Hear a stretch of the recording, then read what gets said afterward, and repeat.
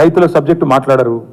నిన్న ఒక పాపం ఒక విలేకరు నిజాయితీగా అడిగిండు రేవంత్ రెడ్డి గారిని, 2 లక్షల రుణమాఫీ చేస్తా అన్నారు కదా సార్, ఇంకా చేయలేదు కదా మరి మీరు ప్రజలు అడుగుతున్నారు అంటే వెకిలి నవ్వులు. చెప్పి ఆయనే చెప్పిండు కదా, ఎవడు కమిటీ కమ్మన్నాడు ఆయనను? పేద సిపాయి లెక్క మాట్లాడితే మొగోను అయితే అంటాడు కదా. నేను అంటున్నా రేవంత్ రెడ్డి మొగోను అయితే చెయ్యి రుణమాఫీ, ఎవడాపిండి ఆయన నిన్ను? చెయ్యి రుణమాఫీ, చెయ్యి 2 లక్షల రుణమాఫీ చెయ్యి. నువ్వే అన్నావు కదా December 9 అని, చెయ్యి. పాయింట్ ఏంటంటే ఈ చిల్లర మాటలు కాదు కదా ప్రజలు చూసేది. అల్టిమేట్గా 4 రోజులు నడిపిస్తారు బై టైంపాస్, అటెన్షన్ డైవర్షన్. ఓ రోజు గొర్రెల స్కామ్ అంటాడు, ఓ రోజు బర్రెల స్కామ్ అంటాడు, ఓ రోజు ఫోన్ ట్యాపింగ్ అంటాడు, ఓ రోజు కాళేశ్వరం స్కామ్ అంటాడు. ఇవేనా ఇక అసలు పని లేదా? మంచి ఇల్లు ఇచ్చేది లేదు, సాగునీరు ఇచ్చేది లేదు, పంటలు ఎండితే పట్టించుకునేది లేదు, రైతులకు రుణమాఫీ లేదు, కొత్త ఇన్వెస్ట్మెంట్లు రావు. ఇవేం చెప్పరు. ఇడికెళ్ళి కంపెనీలు పారిపోతుంటే మాట్లాడరు. ఇవేం ఉండవు. ఏముండాలి?